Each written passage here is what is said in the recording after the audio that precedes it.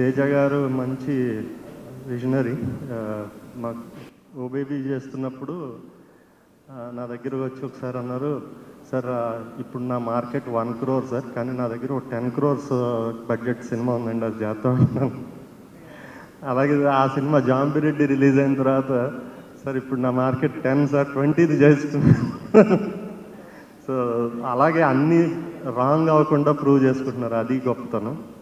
So ఇప్పుడు 100 crore క్లబ్లో plus క్లబ్లో ఉన్నారు. So all congratulations.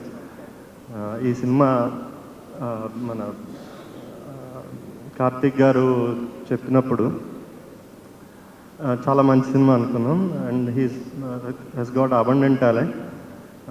కార్తిక్ గారు ఈ సినిమాని పాన్ ఇండియా లెవెల్లో పెద్ద హిట్ చేస్తారని నమ్ముతున్నాం. Thank you very much.